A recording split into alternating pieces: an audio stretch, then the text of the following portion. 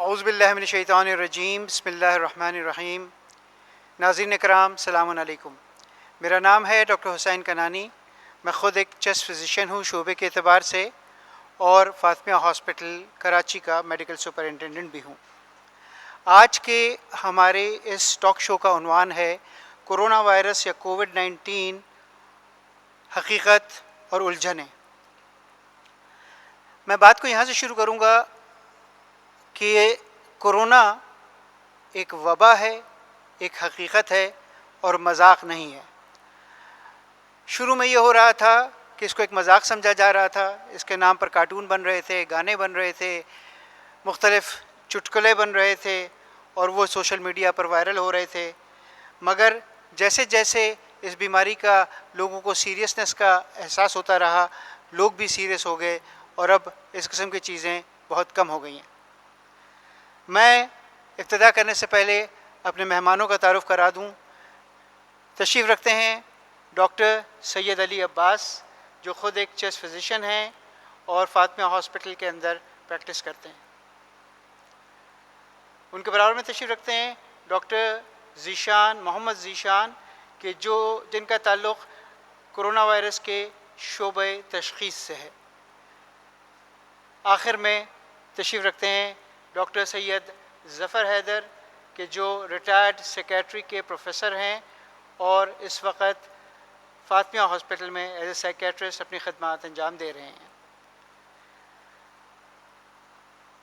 سب سے پہلے میں بات کو یہاں سے شروع کرتا ہوں کہ یہ کورونا وائرس ایک نئی بیماری ہے جو اس سے پہلے دنیا میں نہیں تھی، لہٰذا جہاں جہاں بھی یہ بیماری ہوئی کہیں بھی کسی کو اس کا ایکسپیرئنس نہیں تھا۔ خود ڈاکٹروں کے لیے بھی یہ بیماری ایک نئی بیماری تھی اور خود ڈاکٹر بھی کافی الجھنوں کا شکار رہے ہیں۔ پھر سوشل میڈیا میں اس کو مختلف کانسپریسی تھیوریز سے تعبیر کیا گیا اور یہ کنفیوژن پبلک میں بہت زیادہ رہا کہ آخر حقیقت ہے کیا۔ مگر اب یہ بات عیاں ہے کہ کورونا ایک حقیقت ہے اور ہمیں اس سے سیریس لینا چاہیے۔ سب سے پہلے یہ کیا گیا کہ جو چیلنجز سامنے ہیں ان کو جو ہے ان کی فہرست تیار کی گئی۔ یہ دیکھا کہ اس میں ایک پینک پھیل رہا ہے تو پینک کو مینیج کرنا ہے، ہمیں جنرل پبلک کو اویئر کرنا ہے، ہمیں اپنے ڈاکٹرز کو ٹرین کرنا ہے، ہمیں اپنے پیرامیڈیکل سٹاف کو ٹرین کرنا ہے، پھر ہمیں علماء کو ٹرین کرنا ہے کہ ان کے لیے بھی یہ چیز نئی ہے۔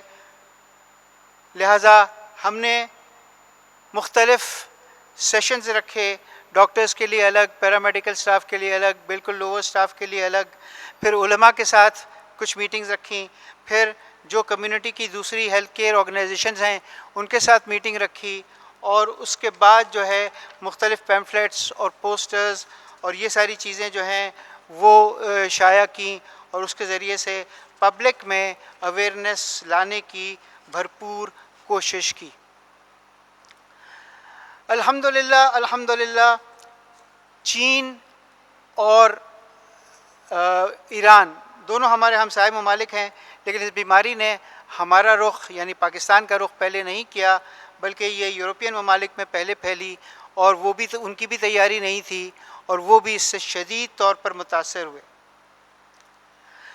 اور ایک اچھی بات یہ ہے کہ ہمارے ہاں ہمارے مراجعین اکرام، ہمارے مجتہدین اکرام کو فالو کیا جاتا ہے، اور ہمارے مجتہدین نے یہ بات بہت اسٹرانگلی پبلک سے کہی کہ یہ معاملہ پیور میڈیکل معاملہ ہے، لہٰذا اس میں جو ہدایت ڈاکٹر حضرات دیتے ہیں ان پر عمل کرنا واجب ہے، اور ان کی ہدایات ہی جو ہے وہ سمجھیے کہ وہ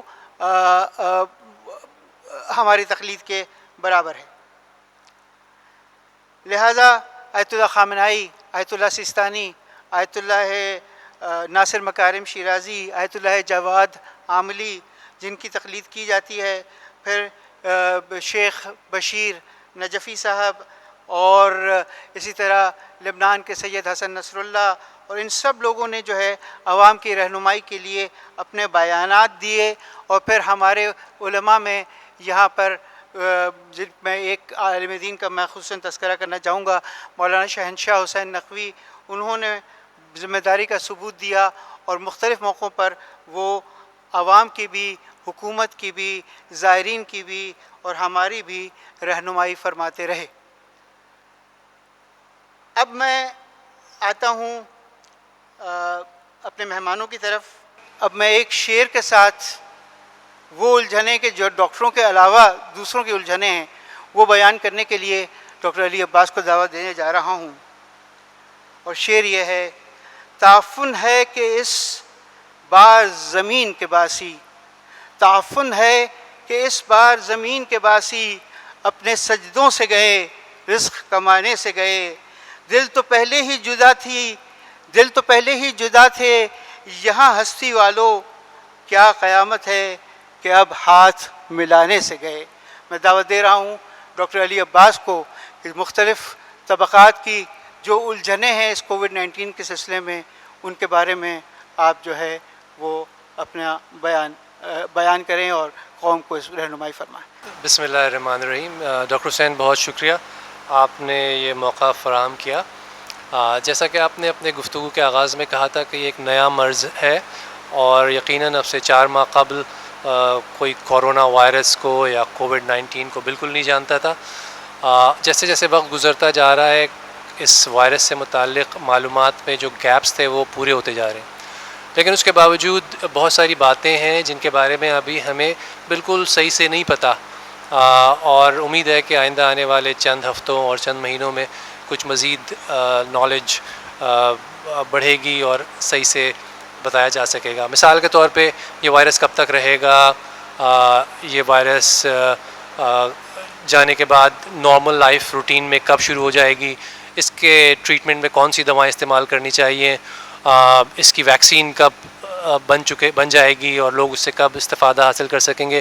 یہ وہ الجھنیں، وہ سوالات ہیں جن کا جواب ابھی نہیں ہے، لیکن کچھ باتیں اور کچھ ایسی الجھنیں ہیں جن کا ان گزشتہ چند ہفتوں اور چند مہینوں کے درمیان آپ لوگوں کو پتہ چل گیا ہے، اور ایویڈنس کی بنیاد پہ ان سوالات کے جوابات دے کے کچھ حد تک ذہنوں کو مطمئن کیا جا سکتا ہے. مثال کے طور پہ بہت امید تھی کہ جیسے جیسے ٹیمپریچر بڑھے گا اور سردیاں ختم ہوں گی اور گرمیاں آتی جائیں گی یہ وائرس ختم ہوتا جائے گا. ایسا ہرگز نہیں ہے، کوئی ایسا ایویڈنس نہیں ہے، کوئی ڈیٹا ایسا نہیں ہے جو یہ کہے کہ ٹیمپریچر کے بڑھنے سے یہ وائرس کی شدت میں کمی آ جائے گی.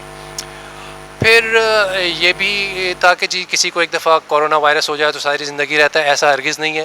کورونا کے میجورٹی لوگ، 80% لوگ جن کو یہ وائرس افیکٹ کرے گا یا کر چکا ہے، وہ جب ریکور کر جاتے ہیں تو وہ دوسروں کو ٹرانسمٹ کرنے کا باعث نہیں بنتے، بلکہ ان کے پلازما سے شاید دوسرے مریضوں کا علاج ہو سکتا ہے. اس پہ ابھی کام ہو رہا ہے، لیکن ایک دفعہ جس کو یہ وائرس ہو جائے، اسے ریکور کر جائے، تو پھر وہ دوسروں کے لیے بیماری کا باعث نہیں بنتا.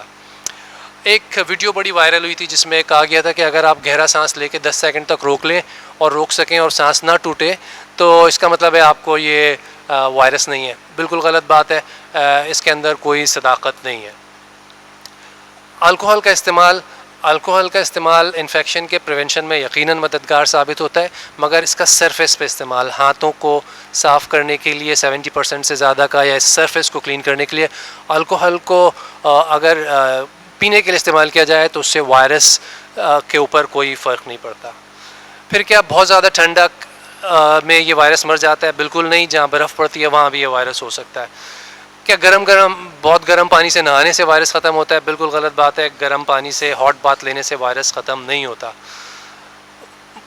کیا مچھر پھیلاتا ہے؟ نہیں، کوئی ایویڈنس نہیں ہے کہ ماسکیٹو بائٹ سے مچھر پھیلتا ہے. ہینڈ ڈرائرس، یہ جو ڈرائرس لگے ہوتے ہیں جس میں سے گرم ہوا نکلتی ہے، اس کے نیچے ہاتھ رکھ دیں، اس سے وائرس ختم ہوتا ہے؟ نہیں، ایسی بات نہیں ہے، اس سے وائرس ختم نہیں ہوتا. یہ ڈرائر ایک دفعہ آپ نے صابن اور پانی سے اچھی طرح ہاتھ دھو لیا ہے، اس کے بعد ٹیشو پیپر کے بجائے اس ڈرائر سے ڈرائی کریں، یہاں تک تو ٹھیک ہے، لیکن صرف ڈرائر کے نیچے کچھ دیر ہاتھ رکھ دیں تو وائرس ختم نہیں ہوتا. بازار میں یو وی لیمپس بھی بہت بکنے لگے ہیں کہ یو وی لیمپس کے سامنے ہاتھ رکھ دیں یا کوئی چیز رکھ دیں تو وہ اسٹیرلائز ہو جاتی ہے. کوئی اسٹرانگ ایویڈنس اس بات کا بھی نہیں ہے. اچھا، یہ جو تھرمل اسکینرز ہوتے ہیں جو ٹیمپریچر چیک کرتے ہیں، یہ کسی کو اگر ٹیمپریچر ہے نارمل سے زیادہ تو وہ تو ڈیٹیکٹ کر لیتے ہیں. اس سے یہ پتہ نہیں چلتا کہ مریض کو کورونا وائرس ہے کہ نہیں. اس سے صرف یہ پتہ چلتا ہے کہ اس کو بخار ہے. پھر اس مریض کو عام پاپولیشن سے الگ کر کے کورونا کے لیے اور دیگر بیماریوں کے لیے اسکرین کیا جاتا ہے, مگر تھرمل اسکینر کووڈ یا کورونا کو ڈیٹیکٹ نہیں کرتا. اچھا, ایک اور یہ جو واک تھرو گیٹس بنائے جا رہے ہیں, جگہ جگہ لگائے جا رہے ہیں, جس میں الکوہول اور کلورین کا اسپرے کیا جاتا ہے. کوئی اسٹرانگ ایویڈنس نہیں ہے, سائنٹیفک سوسائٹیز ابھی اس کو اسٹرانگلی ریکمینڈ نہیں کرتی ہیں کہ اس سے کووڈ کے پھیلنے میں کوئی کمی ہوتی ہے. یہ ضرور ہے کہ اگر کسی سرفیس پہ ڈالا جائے تو اس سرفیس پہ وائرس اور بیکٹیریا جراثیم کا لوڈ کم ہوتا ہے, لیکن اسکن سے کانٹیکٹ میں آنے سے یا بعض لوگ جو اس کے ویپرز کو سانس کی نالی میں جائے گا, اس سے دیگر پریشانیاں جنم لے سکتی ہیں. پھر نمونیا کی ویکسین نمونیا سے تو پریونٹ کرتی ہے, کورونا کے وائرس سے پریونٹ نہیں کرتی. بار بار کیا ناک میں پانی ڈالنے سے یا ناک کو رنس کرنے سے کوئی فائدہ ہوتا ہے؟ تو نہیں, اس کا بھی کوئی ایویڈنس نہیں ہے کہ آپ ہر تھوڑی دیر پہ ناک میں پانی ڈالیں تو آپ کو کورونا سے پروٹیکشن ہوگی. پھر گارلک یا لہسن کے متعلق کہا جاتا ہے, لہسن ڈائٹ کے لیے بہت اچھی چیز ہے, اس کی بہت ساری پراپرٹیز ہیں, لیکن کیا لہسن کے استعمال کے بڑھا دینے سے وائرس نہیں ہوگا؟ تو اس بات کا بھی کوئی ایویڈنس نہیں ہے. تو یہ تو تھیں کچھ الجھنیں جو پری ایگزسٹنگ تھیں, جس کے بارے میں لوگ سوال کرتے گئے اور جن کو لکھ لیا گیا اور میں نے آپ کے سامنے پیش کی کہ ذہن سے یہ الجھنیں نکل جائیں.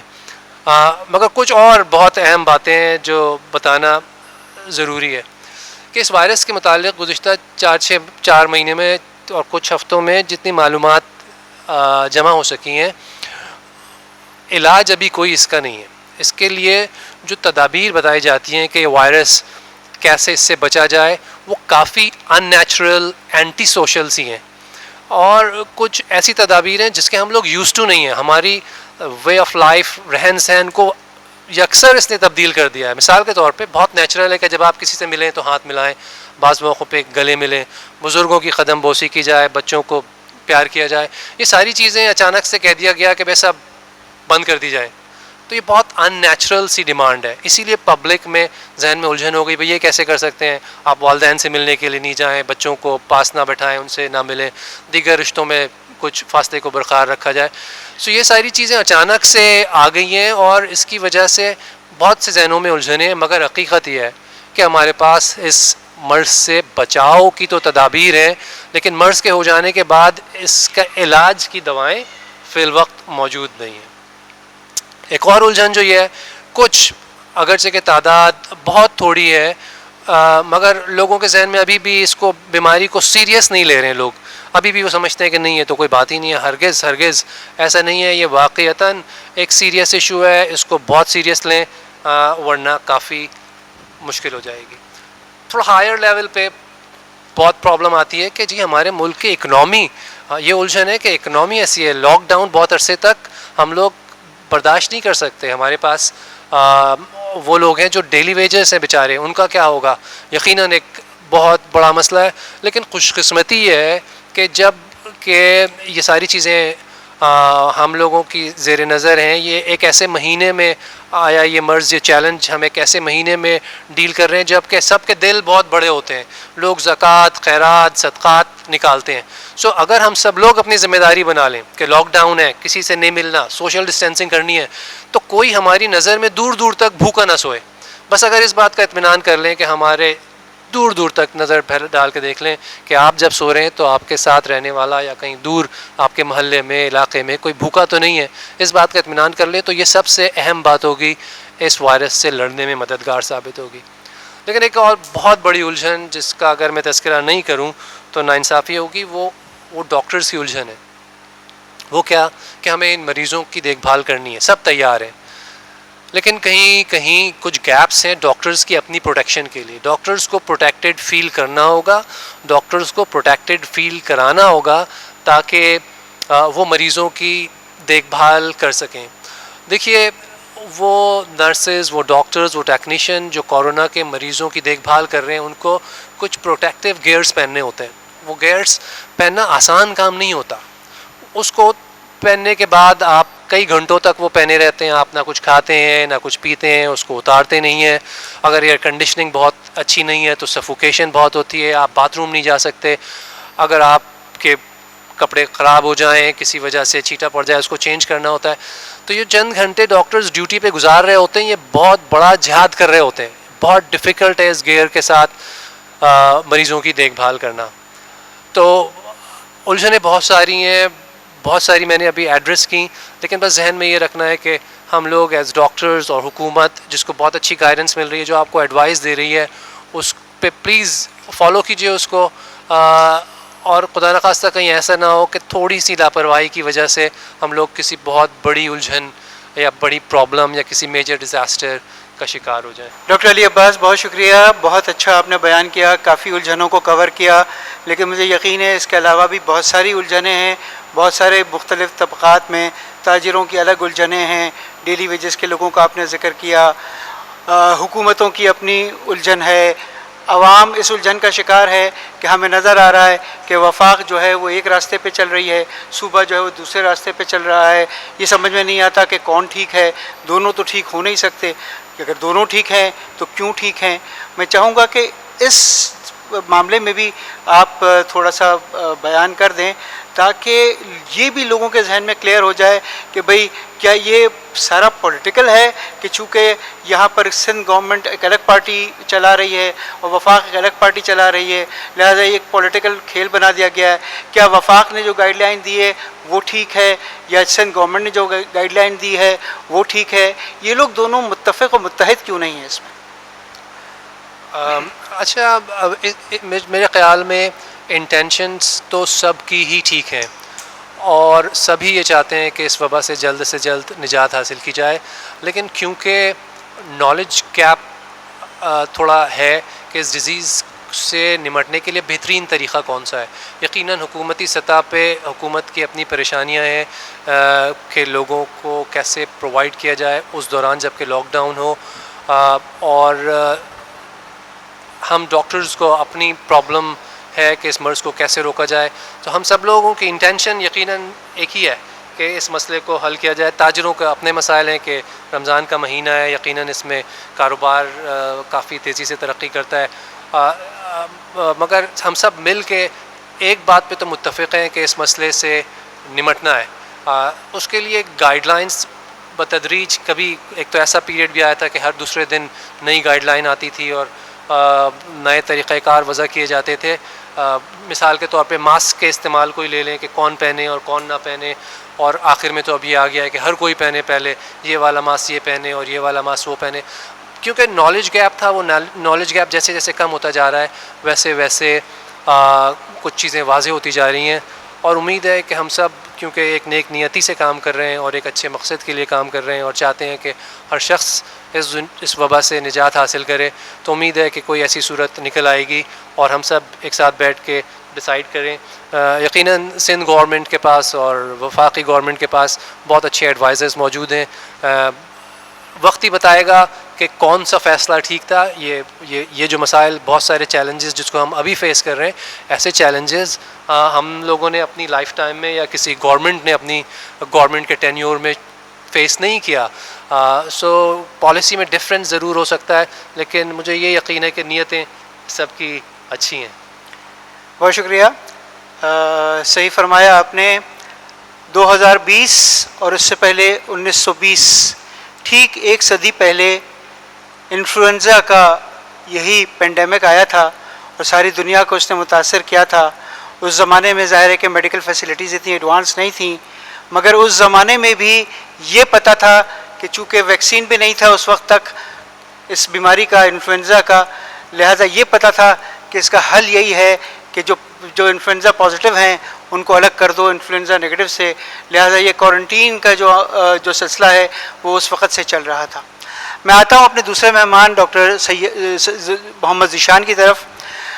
ڈاکٹر ذیشان, ایک الجھن ڈاکٹروں والی کچھ ہم نے بیان کر دی, کچھ ڈاکٹر علی عباس نے بیان کر دی. دوسری الجھن عوام کی یہ ہے کہ بھائی عجیب سی بیماری ہے, سمٹم نہیں ہے تو بھی آپ کووڈ پازیٹیو ہو سکتے ہو, سمٹم ہے تو بھی کووڈ پازیٹیو ہو سکتے ہو, سمٹم کووڈ پازیٹیو کا بھی وہی ہے اور عام فلو کا بھی وہی ہے. کون ٹیسٹ کرائے, کون نہ ٹیسٹ کرائے, کہاں پر ٹیسٹ کرائے, کہاں پر ٹیسٹ نہ کرائے, کہیں وہ ٹیسٹ جو ہے وہ 2,000 روپے میں ہو رہا ہے, کہیں اس کی قیمت جو ہے 9,000 اور 10,000 روپے چارج ہو رہی ہے. پھر یہ ہے کہ اگر سارا معاشرہ ہی بیمار ہے تو کیسے پتہ چلے گا کہ بھائی کووڈ پازیٹیو اگر سمٹمز کے بغیر بھی ہو سکتا ہے, تو کیسے پتہ چلے گا کہ کون پریشان ہو اور اپنا ٹیسٹ کرانے جائے اور کون جو ہے وہ پریشان نہ ہو اور گھر بیٹھے. پھر یہ بھی سنتے ہیں کہ ٹیسٹ کی اتنی فیسلٹیز نہیں ہے, کٹس کی بھی شدید شارٹیج ہے. تو کس طرح سے آپ اس کو ہینڈل کرنے کی تجویز دیتے ہیں اور کس طرح سے ہم عوام کو گائیڈ کر سکتے ہیں؟ شکریہ ڈاکٹر حسین. بہت مشکل سچویشن اس لحاظ سے ہے کہ اس کی تشخیص کے لیے لیبارٹری ڈائگنوسس بے انتہا اہم ہے, اور لیبارٹری ڈائگنوسس اب سوال یہ ہے کہ کون کروائے اور کون نہ کروائے. تھوڑا سا بیک گراؤنڈ بتانا چاہوں گا کہ یہ جو بیماری ہے یہ ایک وائرس کی وجہ سے, ہم سب جانتے ہیں کہ وائرس ہے جس کو ہم SARS-CoV-2 کے نام سے پہچانتے ہیں. اس بیماری یا اس جراثیم یا اس وائرس کا ساتھ مسئلہ یہ ہے کہ یہ ایک آدمی سے دوسرے آدمی میں منتقل ہوتی ہے سانس کے نالی کے ذریعے, یا اگر جو بیمار آدمی ہے اس نے اپنا چھینکا ہے, کھانسا ہے, اس کی جو منہ سے رطوبتیں ہیں یا سیکریشنز کہیں گری ہیں اس کے ٹچ کرنے سے, اور پھر وہی ہاتھ ٹچ کر کے ہم اپنے منہ, ناک یا آنکھ کو ٹچ کریں گے تو وہ اس کے ذریعے ٹرانسمٹ ہوتی ہے. اب سوال یہ ہے کہ وہ مریض جو کہ سمٹومیٹک ہیں ان کے لیے تو آسانی ہے, لیکن وہ مریض جو سمٹومیٹک نہیں ہیں, جن کو کسی قسم کا کوئی سمٹمز نہیں ہے, بہت مائلڈ سمٹمز ہیں جو کہ اور دیگر وائرسز میں بھی ہو سکتے ہیں, نارمل فلو میں بھی ہو سکتے ہیں, الرجی میں بھی ہو سکتے ہیں, تو ہم کس کا ٹیسٹ کرائیں اور کس کا ٹیسٹ نہ کرائیں, یہ بہت ایک چیلنج ہے, ایک الجھن ہے. تو اس کے لیے جو WHO نے بھی اور ہم سب نے دیکھا ہوا بھی ہے کہ کہلاتی ہے کیس ڈیفینیشن, جو انیشلی جب ابتدائی طور پر جب یہ آیا تھا تو پتہ ہی چلا تھا کہ ہم جب کیس ڈیفینیشن کرتے تھے تو ہم کہتے تھے وہ حضرات جن کو نزلہ, کھانسی, بخار کی علامتوں کے ساتھ ان کا پچھلے 14 دن کے اندر چائنا, اس کے بعد ایران یا اس طرح کی ٹریولنگ کی اگر ہسٹری ہے ود ان 14 ڈیز تو ہم ان کا ٹیسٹ ضرور کرائیں. لیکن اب صورتحال یہ ہو چکی ہے کہ یہ سارے جو وائرس ہیں ان کی لوکل ٹرانسمیشن, یعنی کہ اب وہ جو ڈیفینیشن تھی کہ جو باہر کی ٹریولنگ کی ہسٹری ہو وہ تو اب اتنی افیکٹو نہیں ہے. اب لوگوں کے درمیان میں, شہر کے اندر, ملک کے اندر اس کی ٹرانسمیشن شروع ہو گئی ہے. تو اب سوال یہ پیدا ہوتا ہے کہ ہم کس کا ٹیسٹ کروائیں. ٹیسٹ کے لیے ضروری ہے کہ ایک تو وہ جن کو علامتیں آنا شروع ہو گئی ہیں, مثال کے طور پر ایک گھر ہے یا ایک علاقہ ہے جہاں پہ کچھ لوگوں کو نزلہ, کھانسی, زکام ہو رہا ہے اور آج کل کے دور میں تو ان کا تو ہمیں ٹیسٹ کروانا ہے. یا وہ مریض جو ہاسپٹل میں ایڈمٹ ہو رہا ہے, بزرگ ہے, نوجوان ہے, خاص طور پہ وہ بزرگ جن کو انڈر لائن کوئی ڈیزیز ہے, ڈائبٹیز ہیں, ہارٹ کے پیشنٹ ہیں, کینسر کے مرض ہے, ان کے لیے تو ہمیں یہ ٹیسٹ کروانا ہے ہر صورت میں جب بھی یہ ہاسپٹل میں ایڈمٹ ہو رہے ہیں. اور اگر وہ حضرات جن کا پازیٹیو آتا ہے اور وہ جن افراد سے گھروں میں, اپنے علاقے میں, اپنے آفس میں, اپنی دکان میں جن لوگوں کے ساتھ ان کا ایکسپوجر ہوا ہے اور ان کو انڈر لائن کوئی ڈیزیز ہے یا نہیں ہے, اور ایکسپوجر سے مراد ہے کہ وہ ود ان 1 میٹر کے فاصلے کے اندر ان سے ایکسپوجر ہوا ہے, کھانا ساتھ کھایا ہے, ساتھ بیٹھے ہیں, چائے شیئر کی ہے, اس طرح کی تعلق ہوا ہے, اگر وہ ان کا اتنا قریب ان کے ساتھ ہوا ہے تو لازمی ہے کہ وہ اپنا ٹیسٹ ضرور کروائیں. لیکن اب سوال یہ ہوتا ہے کہ یہ کٹ جو ہیں جو ہم ٹیسٹ کر رہے ہیں, یہ جو ٹیسٹ کہلاتا ہے یہ کہلاتا ہے PCR, جس میں ہم جو بھی جراثیم ہے اس کا جینیاتی یا مالیکولر جو جینیٹک میک اپ ہوتا ہے اس کو جینیٹک انالیسس کرتے ہیں, یا جین یا اس کی جو مالیکولر انالیسس کرتے ہیں, یعنی DNA اور RNA کو دیکھتے ہیں. تو یہ جراثیم, یہ RNA, اس کے اندر RNA ہوتا ہے اور RNA کے ذریعے کرتے ہیں. تو یہ صرف ہم PCR کے ذریعے فی الحال اس کو ہم دیکھ سکتے ہیں. اور PCR کی کٹس جو کہ ایک بہت ہی سینسٹیو ٹیسٹ ہے, اس کا ڈیولپ کرنا, اس کو انجام دینا, اس کے لیے فیسلٹیز کے لیے بھی ضرورت ہے کہ ایسی فیسلٹیز ہوں جہاں PCR کی سہولت موجود ہو, اور نہ صرف موجود ہو بلکہ اس کا ہر اسٹیپ, ہر طریقہ کار جو ہے وہ احسن طریقے سے ڈیوائڈڈ ہو. ہر کام کو, اس کا DNA کو ایکسٹریکٹ کرنا ہے, پھر اس کو ایمپلیفائی کرنا ہے, پھر اس کی تشخیص کرنی ہے. تو یہ پورا ایک سسٹم ہوتا ہے جس کے لیے ایک الگ لیبارٹری چاہیے ہوتی ہے. یہ کٹس کی اویلیبلٹی دنیا میں بہت سارے ملک بنا رہے ہیں, جرمنی بھی بنا رہا ہے, چائنا بھی بنا رہا ہے, اور USA بھی بنا رہا ہے, کوریا بھی بنا رہا ہے, ایران کی بھی اپنی کٹس ہیں. لیکن اویلیبلٹی یا جس کو WHO نے ریکمینڈ کیا ہے وہ کچھ کٹس ہیں جس کو WHO نے ریکمینڈ کیا ہے, تو وہ اس کی موجودگی اس ملک کے اندر, اس کے اندر بہت لمیٹڈ ہیں ابھی. حکومت کوشش کر رہی ہے کہ اس کی ہمیں سہولیات میسر ہوں, یعنی کہ کٹ کی اویلیبلٹی میسر ہو. تو میں نے آپ کو جیسے بتایا کٹ کا ہونا صرف ضروری نہیں ہے, اس کو جس طریقے سے پروسیجر کو کرنا ہے, اس کی جو مشین کی اویلیبلٹی ہے وہ ہر ہاسپٹل میں, ہر انسٹیٹیوٹ میں اویلیبل نہیں ہے. اس کو کرنے والے جو ٹیکنیشین ہیں وہ اویلیبل نہیں ہے. تو یہ ایک بہت بڑا چیلنج ہے. اسی لیے حکومت نے اور ہم سب نے جو مخصوص لیبارٹری ہیں جن کے پاس یہ موجود ہیں فیسلٹیز, صرف وہی وہ ٹیسٹ کر رہے ہیں, یا ٹیکنیشین جن کو یہ کام آتا ہے وہ یہ صرف ٹیسٹ کر رہے ہیں.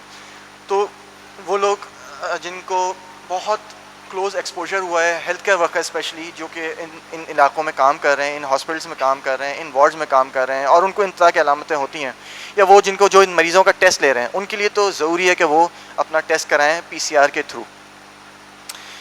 اور ہر ایک کا ٹیسٹ کرنا اس لیے ضروری نہیں ہے کہ سہولیات بہت کم ہیں, اور ہر کسی کا اگر ہم کروائیں گے تو بہت مشکل ہوگی, کیونکہ اس کے لیے ریکمنڈیشنس جو WHO نے دی وہ یہ بھی دی ہے کہ جو فرسٹ پازیٹیو آیا اس کے ایک ہفتے بعد اور پھر اس کے بعد 14 دن کے بعد ہم کروائیں, تاکہ پتہ چل جائے کہ نیگیٹو ہوا ہے نہیں ہوا ہے.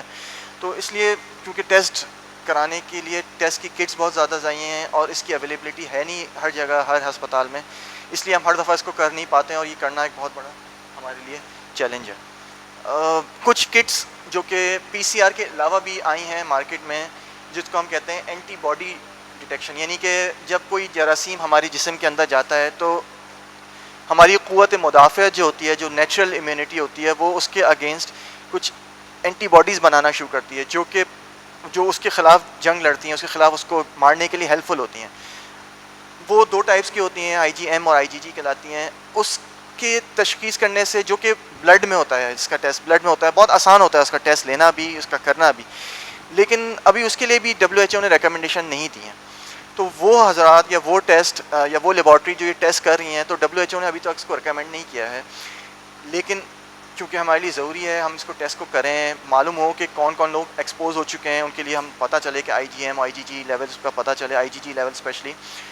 تو وہ لیبارٹریز جو یہ ٹیسٹ کر رہی ہیں ان کی لازمی ہے کہ وہ پہلے اس کو ویلیڈیٹ کریں, کیونکہ ان جو کٹس ہیں جو کہ اینٹی باڈیز ڈیٹیکٹ کرتی ہیں, ان کی سینسٹیوٹی, یعنی ان کو ڈیٹیکٹ کرنے کا باڈی میں بہت اچھی سینسٹیوٹی نہیں ہے. یعنی کہ اگر ہم 100 لوگوں کو ٹیسٹ کرتے ہیں جو کہ پازیٹیو تھے 100%, اس میں ہو سکتا ہے 60 لوگوں کو وہ ہمیں پازیٹیو آئے, کیونکہ کچھ کی اینٹی باڈی لیول دیر میں ڈیولپ ہوتے ہیں, کچھ کا کچھ دن بعد ڈیولپ ہوتے ہیں. تو یہ ایک مشکل سا مرحلہ ہے جس کو ابھی ہم نے 100% یعنی تشخیص کے لیے اس کو ابھی تک لاگو نہیں کیا گیا ہے.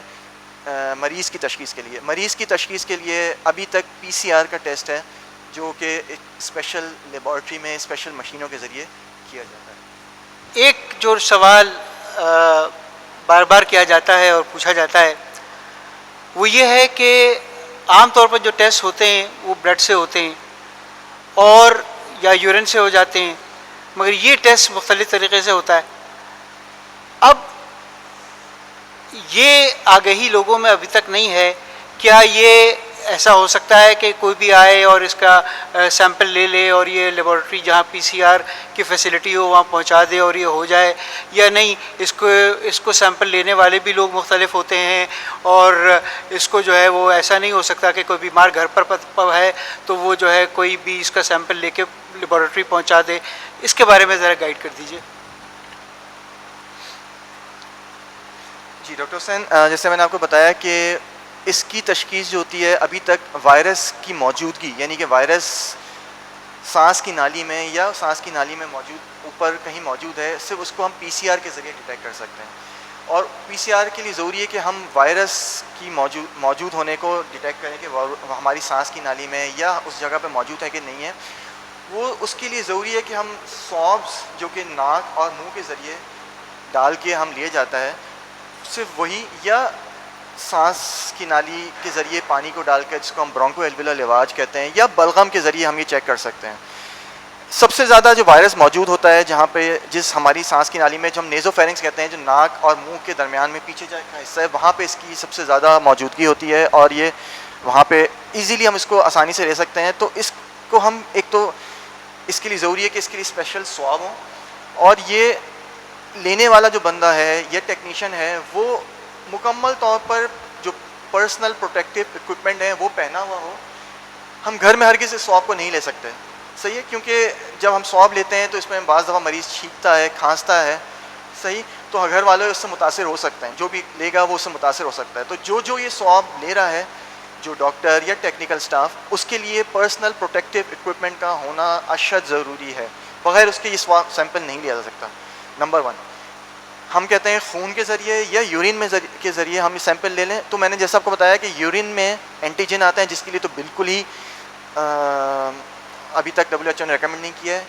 خون میں جو اینٹی باڈیز ڈیولپ ہوتی ہیں وہ ہم آسانی سے لے سکتے ہیں, ڈیفینیٹلی ہم بلڈ لے سکتے ہیں, لیکن ابھی تک WHO نے اس کو چند تکنیکی وجوہات کی بنا پہ ابھی تک ریکمینڈ نہیں کیا, کیونکہ ہر باڈی کی امیون رسپانس ڈفرینٹ ہے, نمبر 1.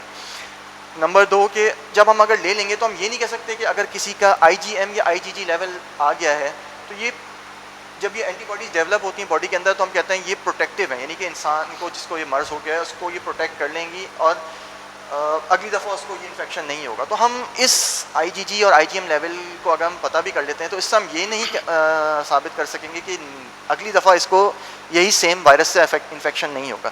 تو کہنے کا مقصد یہ ہے کہ یہ پروٹیکشن ہے کہ نہیں ہے اس کو بتا نہیں سکیں گی, نمبر 1. پلس جو کٹس ابھی مارکیٹ میں اویلیبل ہیں اس کی سینسٹیوٹی اتنی اچھی نہیں ہے, کیونکہ کسی کا اینٹی باڈیز 7 دن میں ڈیولپ ہو رہی ہیں, کسی کے 7 سے زیادہ دن میں ڈیولپ ہوتی ہیں, تو ہر ایک کا اینٹی باڈی ریسپانس ابھی تک, کیونکہ ہم جانتے ہیں کہ وائرس نیا ہے, ہر باڈی الگ الگ طریقے سے بیہیو کر رہی ہے, تو ہم 100% یہ نہیں کہہ پائیں گے کہ یہ بلڈ لے لیا اس سے اس کو ان کے اینٹی باڈیز اگر ہیں تو ہم کہیں گے یہ اس کو مریض کو مرض ہے, اور اگر نہیں ہے تو ہم یہ نہیں کہہ سکتے اس کو مرض نہیں ہے, کیونکہ اس کو علامتیں اگر آ رہی ہیں تو ہمیں ضروری ہوگا کہ ہم PCR کے ذریعے ہی اس کو کنفرم کریں ہر صورت میں.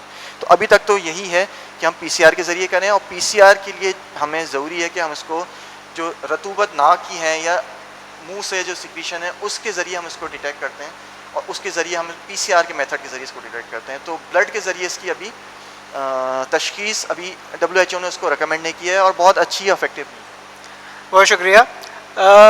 ڈاکٹر ذیشان, ایک سوال اور کرنا چاہتا ہوں اور وہ بھی شاید ضروری ہے آگہی کے لیے, کہ ایک شخص کووڈ پازیٹیو ہے, اس کو آپ نے کوارنٹائن کیا, آپ نے اس کو رکھا 14 دن کے لیے, اس کو کوئی سمٹمز بھی ڈیولپ نہیں ہوئے, آپ نے اس کو چھوڑ دیا یہ چیک کرنے کے بعد کہ ہاں وہ نیگیٹو ہو گیا ہے, 1 دفعہ نہیں 2 دفعہ آپ چیک کرتے ہیں, دونوں دفعہ وہ نیگیٹو پایا گیا.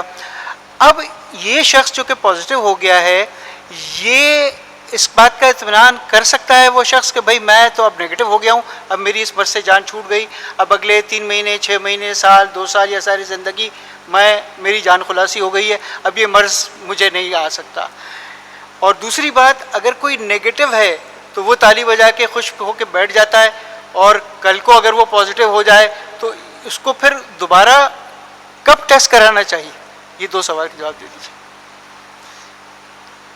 جی ڈاکٹر حسین, یہ میں نے آپ کو بتایا کیونکہ یہ نیا وائرس ہے اور اس میں ابھی تک ہمیں یہ نہیں پتہ چلا ہے کہ یہ پروٹیکٹیو ہے کہ نہیں ہے. اگر کسی کا پازیٹیو آتا ہے اور اس کے بعد وہ نیگیٹو ہو جاتا ہے تو ہم ہرگز یہ نہیں کہہ سکتے کہ وہ اب اس کو نجات مل گئی ہے اگلے 6 مہینے 1 سال کے لیے.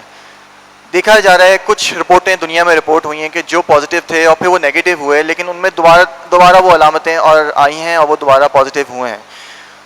تو کہنا یہ چاہتا ہوں کہ جو پازیٹیو آ کے نیگیٹو ہو جاتے ہیں وہ احتیاط ویسے ہی کریں جیسے وہ پہلے کر رہے تھے, ویسے ہی ماسک پہنیں, ویسے ہی سوشل ڈسٹینسنگ کریں, ویسے ہی ہینڈ ہائیجین کریں, ویسے ہی تمام جو ڈاکٹر حضرات آپ کو انڈیکیشن دے رہے ہیں اور پریکاشن کی ہدایت دے رہے ہیں آپ نے ویسے ہی کرنی ہے, نمبر 1. نمبر 2, جو نیگیٹو آ گئے ہیں ان کا ہرگز یہ مطلب نہیں ہے کہ وہ آزاد ہیں, ان کو وہ تو زیادہ خطرناک ہے جن کو نیگیٹو آ گیا. نیگیٹو آنے کے 2-3 وجوہات ہو سکتی ہیں, میں تھوڑا واضح کر دوں. مجھے کھانسی نزلہ بخار ہو رہا ہے اور میں نے ٹیسٹ کروا لیا PCR جا کے کسی اسپتال سے اور میں نیگیٹو آ گیا ہوں, صحیح ہے, تو اس کی بہت ساری نیگیٹو ہونے کی بہت ساری وجوہات ہو سکتی ہیں.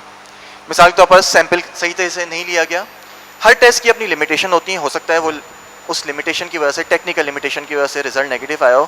تو اگر اس دوران میں جو آج کل دور چل رہا ہے اگر کسی کو نزلہ کھانسی بخار اور ان سب چیزیں آ رہی ہیں, اور مثال کے طور پر آلدو یہ بہت سینسیٹیو ٹیسٹ ہے اور اس میں اگر 10 بھی جراثیم ہیں گلے کے اندر تو وہ بہت اچھے سے پک کر لیتا ہے, لیکن میں نے جیسے بولا کہ اس کا ٹیسٹ کو کرنا, اس کا سیمپل کلیکشن ایک بہت ہی نازک اور بہت ہی امپورٹنٹ ہے. اگر کسی نے سیمپل لینا ہے بالکل ناک کے پیچھے جا کر, یہاں سے اگر سواب ڈالیں گے تو ناک کے پیچھے جا کر اس کو تھوڑی دیر روکنا ہے وہاں پر 4 سے 5 سیکنڈ کے لیے, اس کو وہاں پہ اسی سواب کو اچھے سے سیکریشن کو جذب ہونا دینا ہے. اگر کسی نے جلدی میں بالکل آگے سے ناک کے لے لیا یا منہ کے اندر سے سواب لیتے وقت ہلکے سے زبان کو ٹچ کر دیا یا بس ٹچ کر کے سیمپل لے لیا تو وہ نیگیٹو ہو سکتا ہے. تو سیمپل کلیکشن لیبارٹری میں بہت امپورٹنٹ ہے. لوگ ڈرتے ہیں سیمپل کلیکٹ کرتے ہوئے, اور جس کی وجہ سے وہ آگے سے منہ کے آگے سے ناک کے آگے سے سیمپل لے لیتے ہیں اور نیگیٹو ہو جاتا ہے. نیگیٹو ہو رہا ہے ہرگز اس کا مطلب نہیں ہے کہ آپ احتیاط نہ کریں. کسی کو نزلہ کھانسی بخار اگر ہے تو وہ ویسے ہی ساری احتیاطیں کرے جو کہ پازیٹیو ہونے کی صورت میں لینی ہوتی ہیں. اور پازیٹیو ہونے کے بعد جو ریکمنڈیشن یہ ہے کہ جو ہاسپٹل میں ایڈمٹ ہیں یا وہ لوگ جو کہ باہر ہیں وہ ایٹ لیسٹ 1 یا 2 سواب تو نیگیٹو لیں. اگر یو کے میں ہے تو وہاں پہ انہوں نے جو ایسے مریض جو کہ جن کو کوئی بنیادی طور پر کوئی اور مرض بھی ہے, کینسر ہے, ڈائبٹیز ہیں, اولڈ ایج ہے, ان کے لیے ہم دوبارہ ٹیسٹ کرتے ہیں. وہ کہہ رہے ہیں کہ ہم دوبارہ لیں گے, لیکن ہمارے ملک میں ابھی بھی گائیڈ لائن یہ ہے کہ ہم دوبارہ ٹیسٹ لیتے ہیں, وہ نیگیٹو ہوتا ہے تو ہم اس کو پھر ہم اس کو کوارنٹین سے یا آئسولیشن سے ہم اس کو الگ کرتے ہیں. اور اگر کسی کا پازیٹیو آ رہا ہے یعنی کہ 14 دن کے بعد بھی کسی کا پازیٹیو آ رہا ہے تو اس کا ہرگز یہ مطلب نہیں ہے کہ وہ مطلب اس میں ہو سکتا ہے پازیٹیو آ رہا ہو, چند دن تک پازیٹیو آتا ہے تو ہم 5 دن کے بعد دوبارہ اس ٹیسٹ کو ریپیٹ کرتے ہیں تاکہ دیکھ سکیں کہ نیگیٹو ہو. ہم علامت کی بنیادوں پہ اس کو یعنی کہ اگر کھانسی نزلہ بخار ہے اس کی بنیاد پہ ہم اس کو ایویلویٹ کر رہے ہوتے ہیں یا کلینکل بیسس پہ ایویلویٹ کر رہے ہوتے ہیں ہم اس کو نا. اور پازیٹیو پی سی آر کا مطلب بہت دفعہ ہو سکتا ہے کہ پازیٹیو کیری کر رہا ہوتا ہے گلے کے اندر, نوز کے اندر ڈی این اے رہ گیا, آر این اے رہ گیا سوری, یا وائرس رہ گیا ہے کچھ, تو اس کی وجہ سے پازیٹیو آ سکتا ہے. تو اس کی وجہ سے بھی پازیٹیو ہو سکتے ہیں, لیکن علامتوں کا نہ ہونا سب سے امپورٹنٹ. بہت شکریہ. الجھنیں میرا خیال ہے کافی حد تک بیان ہو گئیں. میں نے بھی بیان کی, ڈاکٹر علی عباس نے بھی بیان کی, اور ڈاکٹر محمد ذیشان نے بھی لیبارٹری کے حوالے سے الجھنوں کو بیان کیا. اب الجھنوں کے معالج کی طرف آتے ہیں اور وہ ہیں ڈاکٹر سید ظفر حیدر. آپ کا تعارف میں کروا چکا, آپ ریٹائرڈ پروفیسر آف سائیکیٹری ہیں, جے پی ایم سی میں تھے اور اب فاطمیہ ہاسپٹل میں اپنی خدمات انجام دے رہے ہیں. ڈاکٹر صاحب, جسمانی پرابلمز جو ہوں گے وہ ہمارے چیسٹ فزیشنز اور جنرل فزیشنز حل کریں گے, لیبارٹری کے ایشوز ہمارے لیبارٹری کے لوگ حل کریں گے. اب بتائیے, یہ جو ذہنی کوفت ہے, یہ جو دماغ کھا رہا ہے اور خراب کر رہا ہے لوگوں کے, کہ یہاں تک حال ہو گیا ہے یہ لاک ڈاؤن کی سچویشن سے کہ بیوی شوہر سے چڑھ رہی ہے اور شوہر بیوی سے چڑھ رہا ہے کہ یہ میری جان کیوں نہیں چھوڑتے ہیں, اور یہ کہ یہ گھر پہ ہیں تو یہ میرا ہاتھ کیوں نہیں بٹاتے ہیں. دونوں طرف ایک ٹسل چلی ہوئی ہے, ہر آدمی پریشان ہے, بچے پریشان ہیں, بوڑھے پریشان ہیں. نہیں, شاید بوڑھے زیادہ خوش ہوں گے کہ ان کے بچے ان کے ارد گرد ہیں, مگر حکومت پریشان ہے, تاجر پریشان ہے, ہر انسان پریشان ہے. ایک غریب آدمی بھی پریشان ہے, ایک امیر آدمی بھی پریشان ہے. کیا ان الجھنوں کا کیا حل ہے؟ پلیز. شکریہ ڈاکٹر حسین, آپ کی جو تعمیری کوششیں ہیں واقعی میں کافی اپریشیبل ہیں کہ آپ نے ہم لوگوں کو یہاں پر جمع کیا. اس سے قبل کہ میں اپنی گفتگو کا آغاز کروں, میں ذہنی الجھنوں کے علاج کے لیے بہترین راستہ جو قرآن پاک نے ہمیں دیا ہے, سورہ عصر کا ترجمہ سناتا ہوں. بسم اللہ الرحمن الرحیم.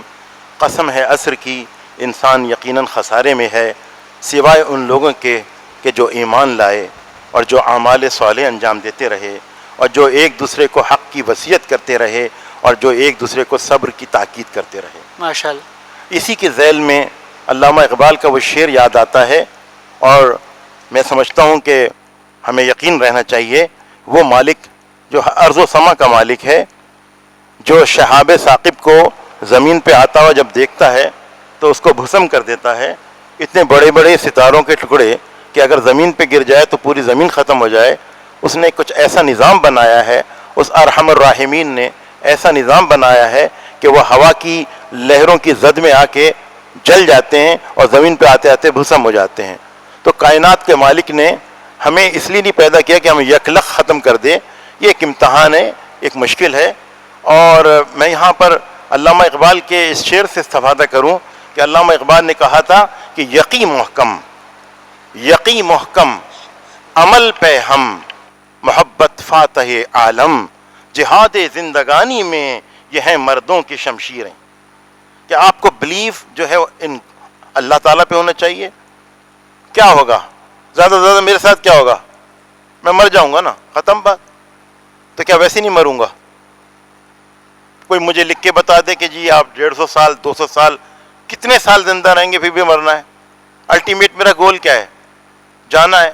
آیا تھا, جاؤں گا. انا للہ و انا الیہ راجعون. مجھے اللہ ہی کی طرف جانا ہے.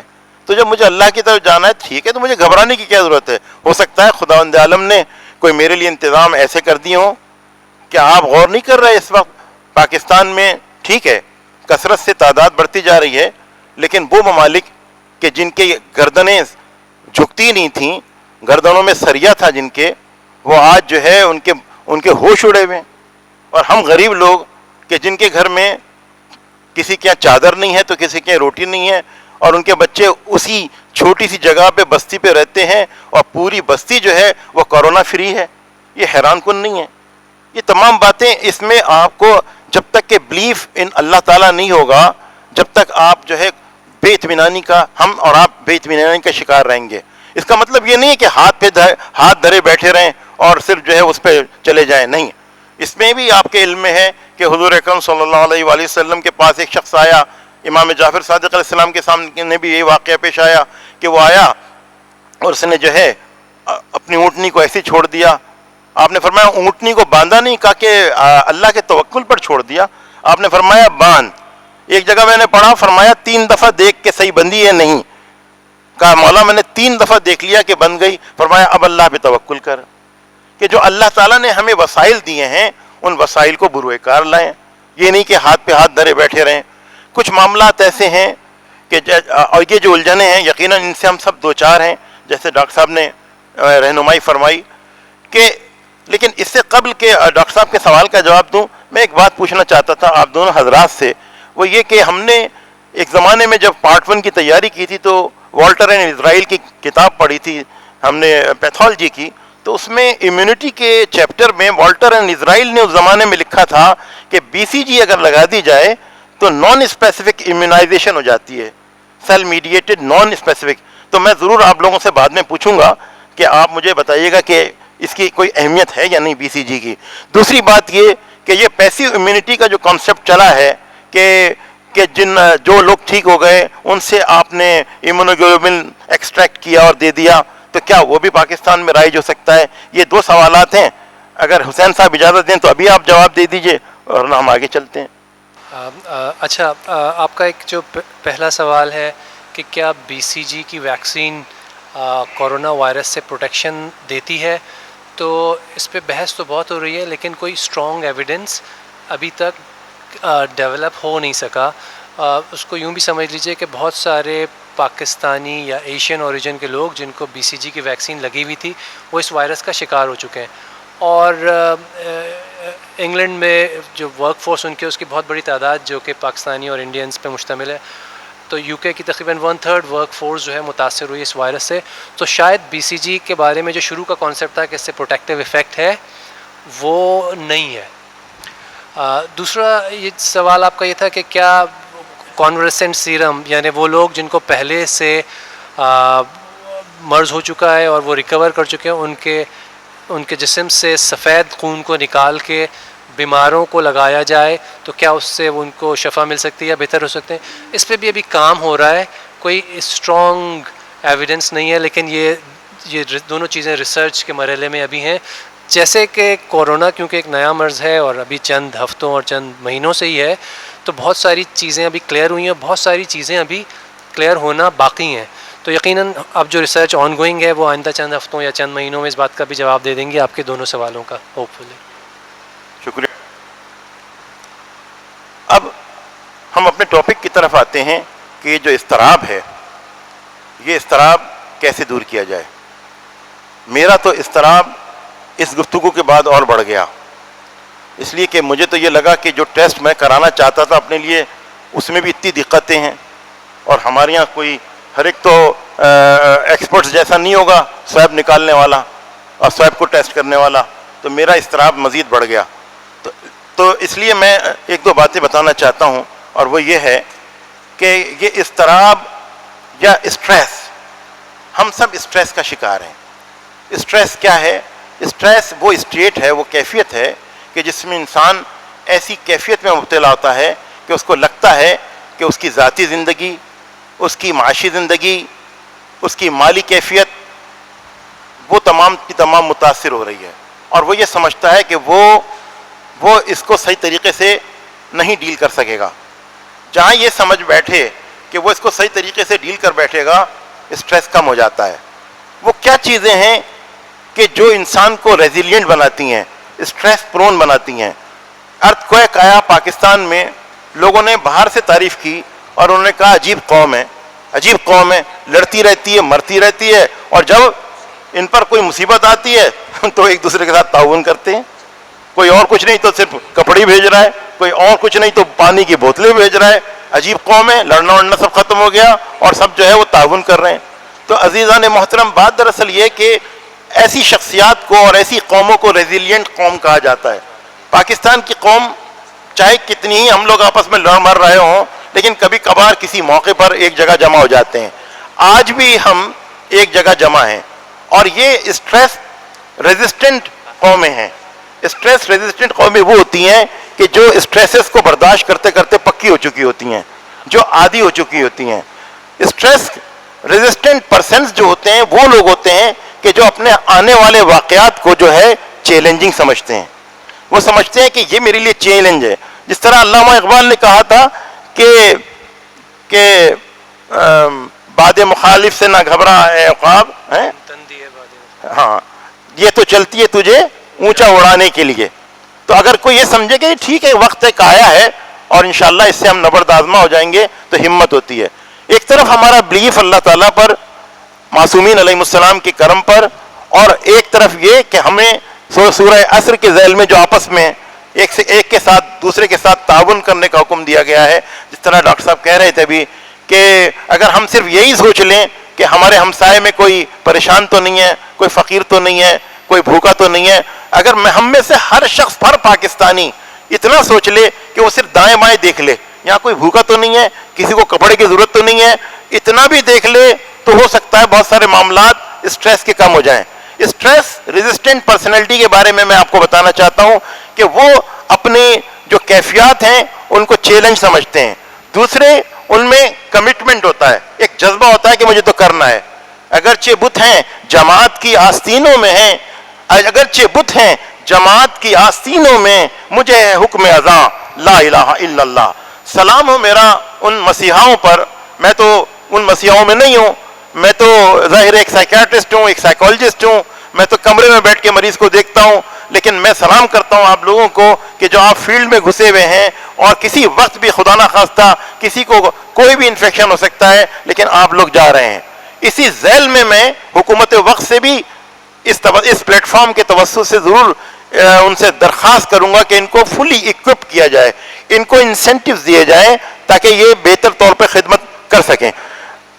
تیسری بات وہ یہ ہے، کمٹمنٹ ہوتا ہے، کمٹمنٹ کے بعد چیلنج سمجھتا ہے، پھر ایک چینج سمجھتا ہے، انسان سمجھتا ہے کہ چینج، یہ تو ایک چینج ہے، ارے کوئی بات نہیں، ٹھیک ہے یہ چینج ہے، اس کو بھی دیکھتے ہیں، ایکسپیرینس لیتے ہیں کیا ہوتا ہے، اور آخر میں اس میں جو ہے کوہرنس ہوتا ہے، یعنی اس کی جو اپنی مینٹل جو اس کی آبزرویشن ہے اور حالات حاضرہ، ان دونوں کو ملاتا ہے۔ جس طرح ڈاکٹر صاحب نے شروع میں کہا تھا کہ کسی فریب کا شکار نہیں ہوتا، کسی فریب کا شکار نہیں ہوتا، یہ نہیں کہے گا کہ جی ایسے ہو جائے گا ویسے ہو جائے گا، نہیں، وہ اپنی دماغ کو اپنے موجودہ انوائرنمنٹ سے ہم آہنگ کرتا ہے۔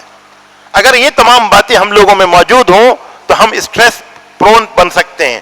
ان تمام معاملات میں، یہ تو کورونا کا معاملہ ہے، لیکن اسٹریس پرون کب بنیں گے کہ جب ہم یہ بلیف کریں کہ کوئی طاقت ہے جو ہمیں بچا سکتی ہے، ہم یہ بلیف کریں کہ یہ جو بھی چینج آ رہی ہے یہ ہو سکتا ہے ہمارا امتحان ہو سکتا ہے ہم پہ عذاب ہو، عذاب بھی ہو تو ارحم الراحمین کے دربار میں ہم ہاتھ اٹھا کے دعا کریں گے پروردگار اس عذاب کو ٹال دے، اور اگر یہ امتحان ہے تو ہمیں اس پہ ثابت قدم رکھ، ہمیں نہیں معلوم یہ امتحان ہے یا عذاب ہے، بہرحال لیکن یہ کہ اس کو سمجھیں کہ اللہ کے علم میں ہے یہ بات یا نہیں۔ میں ظاہر ہے ممبر کا خادم بھی ہوں، میں ایک بات کہتا ہوں کہ امام حسین علیہ السلام کا ایک جملہ جو کربلا کے میدان میں ملتا ہے کہ جیسے جیسے آپ پر مصیبتیں پڑتی جا رہی تھی ویسے ویسے آپ کا چہرہ اور خوشنما ہوتا جا رہا تھا. آپ نے اس لمحے میں ایک جملہ فرمایا کہ یہ ساری مشکلیں مجھے آسان ہیں اس لیے کہ میرے رب کے علم میں سب کچھ ہے. تو اگر ہمیں یقین ہو جائے کہ پروردگار عالم کے علم میں سب کچھ ہے تو ہم اپنی دانش بھر جو کچھ کر سکتے ہیں. اگر میں صرف یہ پین دے دوں ڈاکٹر صاحب کو کہ یہ صرف پین کی ویلیو کیا ہے, لیکن اگر یہ پین دے دوں تو اگر میں نے اتنا بھی کام کر لیا اور انہوں نے شاید 2 الفاظ ایسے لکھ دیے جس سے قوم کوئی نصیحت حاصل کر لے تو یہ بھی ایک طرح سے ثواب ہو گیا. ذرہ برابر بھی نیکی, تعاونوا علی البر والتقوی ولا تعاونوا علی الاثم والعدوان. یہاں پر تعاون کرنا ہے, ہمیں ایک دوسرے سے ہاتھ بٹانا ہے, ہمیں اکیلا نہیں چھوڑنا ہے. تو عزیزان محترم, اب جو لوگ شکار ہو جاتے ہیں کووڈ-19 کا, ان میں کچھ جو بیماریاں ہوتی ہیں ہم انہی کی حد تک نہ رہیں. ان لوگوں کی بھی قسمیں ہیں, ایک وہ کہ جن کا پازیٹیو آ گیا, ایک وہ جو انتظار میں ہے کہ پازیٹیو آئے گا یا نہیں آئے گا, ایک وہ جو ان کے ساتھ سفر کر کے آئے ہیں اور ان کو مصیبت ہو گئی کہ بھائی اب ان کو آ گیا پازیٹیو تو مجھے بھی آ جائے گا, ایک وہ جو گھر میں رہتے ہیں, ایک وہ جو مسجد میں ان کے ساتھ نماز پڑھتے تھے, مجلس میں ہوتے تھے, محفل میں ہوتے تھے. گویا ایک پینک جو ہے وہ بڑھتا چلا جا رہا ہے, ایک پینک بڑھتا چلا جا رہا ہے. اور اس کے بعد وہ ہیلتھ ورکر جو کام کر رہے ہیں, یا وہ مریض کہ جو بیچارے اسپتال میں داخل ہو گئے ہیں, وہ مریض جو آئی سی یو میں ہیں. ایک آئی سی یو کا سما آپ نے دیکھا ہوگا کتنا خوفناک سما ہوتا ہے. اور پھر کووڈ کے جو ہمارے تھراپسٹ ہیں ان کا جو لبادہ ہوتا ہے اس کو دیکھنے کے بعد تو اندازہ ہوتا ہے کہ بس اب وقت آخر قریب ہی ہے. اور اس عالم میں وہ شخص جو کہ کانشیس ہے وہ تو گھبرائے گا, جو انکانشیس ہے جس کو بیچارے کو انٹیوبیٹ کر رکھا ہے وہ تو نہیں گھبرائے گا, لیکن جو کانشیس ہے وہ تو بارہا گھبرائے گا. یہاں پر بھی ہمارے ڈاکٹروں کی یا ہیلتھ ورکرز کی ذمہ داری ہے کہ وہ اس کو تھوڑا سا ری ایشورنس کرتے رہیں. جس طرح دوسرے ہاسپٹلس میں بھی ہوتا ہے کہ باہر ایک بورڈ لگا ہوا ہوتا ہے اور باہر لوگ متمنی ہوتے ہیں اور وہ چاہ رہے ہوتے ہیں کہ ان کے گھر والوں کی کیفیت کیسی ہے. اب وہ ڈاکٹر صاحب جو اتنے مصروف ہیں وہ کیوں بتائیں, ظاہر ہے ان کے لیے بہت مشکل ہے. اس لیے اگر کوئی سگنلز ایسے ہو جائیں کہ یہ ہائیلی کریٹیکل ہے یا ہائیلی کریٹیکل سے اب بیچ میں آ گیا ہے, یہ بیچ میں آنے کے بعد جب سیف سائیڈڈ ہے تو وہیں لوگ بیٹھے بیٹھے ان کا اسٹریس کم ہوتا چلا جائے گا. ہم اپنے ڈاکٹروں کو کیوں بھول جائیں؟ ہمارے وہ ڈاکٹر کیا یہ اپنے بچوں سے دور نہیں ہیں؟ کیا یہ آئسولیٹڈ نہیں ہیں؟ کیا ان کی جان کو خطرہ نہیں ہے؟ یہ تمام باتیں ان سے بھی اسٹریس وابستہ ہے. اسٹریس صرف مریض سے وابستہ نہیں ہے, اسٹریس ان سے بھی وابستہ ہے. پھر پورے ملک میں جو کیفیت ہے ہم سب اسٹریس کا شکار ہیں. تب اسٹریس کو مینیج کیسے کریں؟ اسٹریس کو مینیج کرنے کا طریقہ یہ ہے, متعدد اس کی طریقے ہیں. ان میں ایک طریقہ یہ ہے کہ اسٹریس مینجمنٹ ایک طریقہ ہے. اسٹریس مینجمنٹ میں باقاعدہ اپنے آپ کو ایک محفوظ جگہ پہ بیٹھنا ہوتا ہے, سکون سے بیٹھنا ہوتا ہے, اور سکون سے بیٹھنے کے بعد اس میں پروگریسو مسکولر ریلیکسیشن ایکسرسائز ہے. اور وہ ایکسرسائز ہو سکتا ہے کہ میں آپ کو تھوڑا سا بتا دوں. اور اس ایکسرسائز میں آپ کو اپنے مسلز کے گروپ کو جو ہے تھوڑی دیر کے لیے ٹائٹ کرنا ہوتا ہے. پہلے آپ نے رائٹ فسٹ کو ٹائٹ کیا, ٹائٹ کرنے کے بعد 5 سے 7 سیکنڈ تک آپ نے رائٹ فسٹ کو ٹائٹ کیا. 5 سے 7 سیکنڈ کے بعد آپ نے اس کو ریلیکس کیا 20 سیکنڈ کے لیے. اس کے بعد آپ نے اس فسٹ کو اور ان مسلز کو ٹائٹ کیا 5 سے 7 سیکنڈز کے لیے, پھر 20 سیکنڈز کے لیے آپ نے چھوڑ دیا. اس کے بعد آپ نے سر کو اور گردن کو ٹائٹ کیا 5 سے 7 سیکنڈ کے لیے, اور اس کے بعد شولڈر کو, اور اس کے بعد آپ نے 20 سیکنڈ کے لیے چھوڑ دیا. اس کے بعد چیسٹ, ایبڈومن, اور اس کو آپ نے ٹائٹ کیا, اور نیچے کا جو حصہ اس کو ٹائٹ کیا, اور ٹائٹ کرنے کے بعد 5 سے 7 سیکنڈ کے بعد پھر اس کے بعد آپ نے 20 سیکنڈ کے لیے اس کو ریلیکس کر دیا. اور اس کے بعد لوور لمبس کو ٹائٹ کیا, اور آپ کے بیٹھنے کا انداز یہ ہوگا کہ آپ کے پیر جو ہے آپ کے جوتوں سمیت یا بغیر چپل کے, یا آپ کے پیر زمین سے ٹکے ہوئے فرملی. آپ نے پورے دونوں پیروں کو ٹائٹ کیا پوری طاقت سے, اور ٹائٹ کرنے کے بعد 5 سے 7 سیکنڈ کے بعد پھر اس کو 20 سیکنڈ کے لیے چھوڑ دیا. پھر اس کے بعد غور کریں کہ کوئی باڈی کا حصہ کوئی ٹائٹ تو نہیں ہے, اس کو بھی ریلیکس کریں. اور ریلیکس کرنے کے بعد اب جب پوری باڈی آپ کی ریلیکس ہو جائے تو اب دھیمے دھیمے الفاظ میں کچھ بولیے یا سوچیے, اور ساتھ ساتھ یہ ہے کہ آرام سے سانس لیتے رہیں, اور آرام سے جب آپ اس کیفیت میں آئیں گے تو آپ کو اندازہ ہوگا کہ آپ کا آدھا اسٹریس کم ہو چکا ہے. اس لیے کہ جب ہم اسٹریس لیتے ہیں تو ہمارے باڈی مسلز کانٹریکٹ ہو جاتے ہیں. جب باڈی مسلز کانٹریکٹ ہو جاتے ہیں تو کیا ہوتا ہے کہ ہمیں ایک فیڈ بیک ملتا ہے کہ کوئی نہ کوئی مسئلہ ہے, اس لیے تمہیں کوئی نہ کوئی ایب نارمل سگنل باڈی مسل سے مل رہے ہیں, وہ اصل میں ہماری اپنی اسٹریس کی وجہ سے ہوتے ہیں. تو یہ ریلیکسیشن ٹیکنیک ہے جو میں بتانا چاہ رہا تھا. ساتھ ساتھ یہ کہ آج کل یہ بھی ضروری ہے سمجھنا کہ اس اسٹریس کی وجہ سے ایک تو ایکیوٹ اسٹریس ریئیکشن ہو سکتا ہے, کوئی بھی شخص ایکیوٹ اینگزائٹی میں مبتلا ہو سکتا ہے, ایکیوٹ پینک اٹیکس میں ایک ہال والی کیفیت میں مبتلا ہو سکتا ہے. ایکیوٹ اینگزائٹی اٹیک کیا ہے؟ جس میں دل کا دھڑکنا ہے بہت تیزی سے, گھبراہٹ ہونا ہے, بے چینی ہونا ہے, اور بلڈ پریشر کا بڑھ جانا ہے, کسی کو بار بار یورین آنا ہے, کسی کو بار بار موشن آنا ہے, اور اس کیفیت میں مختلف حالت میں ادھر ادھر ٹہلنا ہے. یہ ایکیوٹ ریئیکشن ٹو اسٹریس ہو سکتا ہے. ایسے لوگ کہ جو انتظار کر رہے ہوتے ہیں کہ ان کا کورونا پازیٹیو آیا ہے یا نیگیٹو آیا ہے, جب ان کو بتایا جاتا ہے تو بتانے کا بھی طریقہ ہے. ہمارے یہاں سائیکالوجی میں بریکنگ بیڈ نیوز ایک طریقہ ہے, ایک چیپٹر ہے کہ کس طریقے سے بتایا جائے. بہت ہی آرام اور سکون کے ساتھ, اطمینان کے ساتھ, کچھ ان سے پوچھ کے کہ آپ سمجھتے ہیں کووڈ-19 کیا ہوتا ہے, کیا آپ کے علم میں ہے کہ کسی کو ہوا ہے, اچھا ہوا ہے تو اس کی کیفیت کیا ہے, کیا, اور پازیٹیو سائڈ کو بھی بتانا ہے. دیکھیں, لا تقنطوا من رحمت اللہ, اللہ کی رحمت سے مایوس نہ ہو. یہ بھی ایک یقین رکھیں کہ اللہ تعالیٰ مسبب الاسباب ہے, کوئی نہ کوئی راستہ نکل سکتا ہے. ہو سکتا ہے کہ ہمارے ہی ڈاکٹر صاحبان پاکستان کے کوئی ایسا راستہ نکال دیں جو سب کے لیے مرکز نگاہ ہو. تو اللہ کی رحمت سے مایوس نہ ہو. تو اب اس سے بات جب کر رہے ہیں رزلٹ بتانے کے لیے اس کو, کیا ایسا بھی کوئی واقعہ ہوا ہے کہ جو ٹھیک ہوا ہے؟ ہاں ڈاکٹر صاحب ایسا بھی ہوا ہے, 2 لوگ ٹھیک ہو گئے ہمارے جاننے والے. اچھا بہت خوب. اب وہ کیسے ہیں؟ کہ بالکل ٹھیک ہیں. اچھا, آپ کا بھی کچھ ٹیسٹ پازیٹیو آیا ہے, اب بتایا جائے کہ آپ کا ٹیسٹ پازیٹیو آیا ہے. اگر ہم اس کو کھڑے کھڑے کھڑکی سے دیکھ کے گئے, آپ کون ہے بھائی؟ Mister so and so. اچھا بھائی آپ کا پازیٹیو ہے, تو آپ کو وہ نظر نہیں آئے گا, وہ زمین پہ پڑا ہوا ہوگا. ایسے واقعات ہوتے ہیں. تو اس لیے جب بھی آپ کو کوئی بریکنگ بیڈ نیوز دینی ہو تو تحمل کے ساتھ. پھر یہ بھی دیکھنے میں آیا کہ جو لوگ کورونا سے افیکٹڈ ہیں, چاہے وہ ریلیٹیوز ہی کیوں نہ ہو, رشتہ داری کیوں نہ ہو, مریض ہی کیوں نہ ہو, ڈاکٹر ہی کیوں نہ ہو, دیگر لوگ کیوں نہ ہو, سٹیزنز کیوں نہ ہو, ان لوگوں میں ان کی پری ایگزسٹنگ جو سائیکیٹرک ڈیزیزز ہیں وہ ابھر کے آ جاتی ہیں. مثلا کسی کو ڈپریشن ہے تو ڈپریشن بڑھ جاتا ہے, کسی کو آبسیسو کمپلسیو ڈس آرڈر ہے, بار بار وہم ہو رہا ہے, بار بار ہاتھ دھو رہا ہے, تو اب وہ زیادہ ہی, یا نماز میں شک کر رہا ہے تو نماز پہ شک ہی شک کیے جائے گا اور بڑھ جائے گا اسٹریس میں. تو اسٹریس, اگر میں نے جو اسٹریس مینجمنٹ بتایا اس کو بار بار اگر آپ دیکھیں تو آپ کو سمجھ میں آئے گا کہ how to relax your self.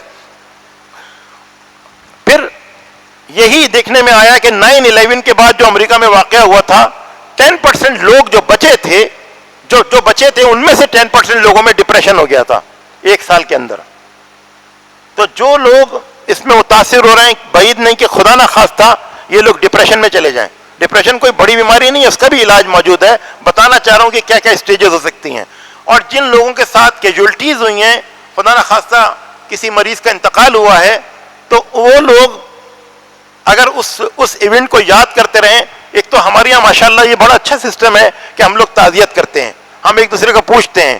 آج کل سوشل ڈسٹینسنگ کی وجہ سے اگرچہ ہم ایک دوسرے سے نہیں مل پا رہے, لیکن اس میڈیا نے یہ کمال کر دیا ہے کہ آپ سیل فون کے ذریعے سے, آپ واٹس ایپ کے ذریعے سے آپ انٹریکشن کریں, اور یہ بہت ضروری ہے. تو ہو سکتا ہے کہ وہ لوگ post traumatic stress dis order کا بھی شکار ہو جائیں, کہ بار بار ان کو یہ شک ہو, جیسے زلزلے کے وکٹمز جب کراچی بھی کچھ آئے, اور جب ان کے سامنے ہم نے ذرا سی کسی وجہ سے میز کو سرکایا تو وہ گھبرا کے کہنے لگے زلزلہ آ گیا. ٹو ریکال دوز میموریز, وہ ریکال کرتے ہیں اور فرائٹنڈ ہو جاتے ہیں. تو یہ تو وہ بیماریاں ہیں. اس کے ساتھ ساتھ یہ بھی دیکھنے میں آیا ہے کہ جو لوگ اس اسٹریس کا شکار ہیں, وہ اسٹریس کو دور کرنے کے بجائے وہ اور میل ایڈیپٹیو طریقے اختیار کرتے ہیں. کیا ہے میل ایڈیپٹیو طریقے؟ معلوم ہوا سگریٹ بڑھا دی, معلوم ہوا پان بڑھا دیا, معلوم ہوا گٹکا بڑھا دیا, معلوم ہوا نسوار بڑھا دی, معلوم ہوا جناب علی کچھ اور ادویات بڑھا دی. وہ اور ایک عجیب وشیس سرکل جو ہے وہ پیدا کرتے ہیں. ایک بات اور دیکھنے میں آئی کہ اسٹریس کی وجہ سے دنیا میں دیکھنے میں آیا, دیکھیں رأس الحکمت من خشیت اللہ, یہ حدیث ہے حضور صلی اللہ علیہ وآلہ وسلم کی کہ تمام نیکیوں کی جڑ جو ہے, حکمتوں کی جڑ جو ہے اللہ کا خوف ہے. اگر آپ کو اللہ کا خوف ہے تو آپ گھر میں بھی عدل کریں گے. آپ جتنے مومن, ہم ایک دوسرے کو دیکھ کے نظر آ رہے ہیں, ہو سکتا ہے کہ اتنے مومن میں گھر میں نہ ہوں, لیکن اگر مجھے اللہ کا خوف ہے تو ہو سکتا ہے میں اتنا مومن ہوں, اس سے بھی زیادہ مومن ہو جاؤں. تو اب یہ ڈومیسٹک وائلنس دیکھنے میں آیا ہے. ڈومیسٹک وائلنس کیا ہے کہ گھر میں فساد, میاں بیوی میں جھگڑا, بچوں میں تو خیر ہوتا ہی رہتا ہے, اور جو جوائنٹ فیملی سسٹم میں اب ایک ہی جگہ پہ ہیں, رہ رہے ہیں ڈر کے مارے ایک ہی جگہ پہ ہیں, تو فساد برپا ہو رہا ہے. اس کے لیے بہترین طریقہ یہ ہے کہ اپنے آپ کو ریلیکس کرنے کی کوشش کریں. کہا جاتا ہے کہ آپ کی فیملی آپ کی زندگی کی ساتھی ہے, آپ کا زندگی کا ساتھی, آپ کی اولاد جو فیملی بھی شامل ہے, بہن بھائی بھی شامل ہیں, آپ کے فرینڈز, اور آپ کی لیجر ایکٹیویٹی جو فالتو اوقات میں آپ کرتے ہیں اپنا ایکٹیویٹی, کوئی کتاب پڑھتا ہے, کوئی مجلس سنتا ہے, کوئی میلاد سنتا ہے, کوئی پڑھتا ہے, کوئی تلاوت کرتا ہے, کوئی کسی نہ کسی طریقے سے وابستہ ہوتا ہے. یہ چار چیزیں جو ہے پلر ہیں, family, spouse, leisure activities and friends. ان چار یہ بڑے ہیلپنگ لوگ ہیں آپ کے ساتھ, ان سے بنا کے رکھیں. اور آپ گھر میں بیٹھے بیٹھے کوشش کریں کہ اپنے دور کے دوست سے بھی بات کریں, اسپیشلی اپنے بچپن کے دوست سے بات کریں, اسکول کا دوست, کہ جس سے آپ کھل کے بات کر سکتے ہیں. اور جب آپ اس سے بات کریں گے تو آپ کو خوشی ہوگی, ہنسی آئے گی. پرانے رشتہ داروں سے بات کریں, ایک طرف سے ثواب بھی ملے گا کہ آپ صلہ رحمی کر رہے ہیں, ایک دوستوں سے رشتہ داروں سے مل رہے ہیں, ایک طرف آپ ہلکے ہونا شروع ہو جائیں گے. پھر اس کے بعد آپ کو کیا کرنا ہے, اس میں یہ ہے کہ آپ پراپر سلیپ لیں. دیکھیے نیند بہت ضروری ہے. آج کل ہو یہ رہا ہے کہ رات بھر جاگتے ہیں, سبھی جاگ رہے ہیں, اور اس کے بعد جناب وہ کبھی سوتے ہیں کبھی نہیں سوتے, اور اٹھتے ہیں پھر سوتے ہیں. پھر کم سے کم 6 گھنٹے کی نیند لازم ہے. کہا جاتا ہے اس دور میں اس وقت 8 گھنٹے کی نیند لیں. 8 گھنٹے کی زیادہ کی نیند جو ہے وہ پیتھولوجیکل ہے. 8 گھنٹے سے زیادہ کی نیند نہ لیں, 6 سے 8 گھنٹے کی نیند لیں. اور آپ حیران ہوں گے, یہ جو بایولوجیکل کلاک ہے, اللہ تعالیٰ نے ایک سلیپ ویک سائیکل بنایا ہے. یہ 10 بجے شروع ہوتا ہے اور صبح کے 4-5 بجے ختم ہوتا ہے.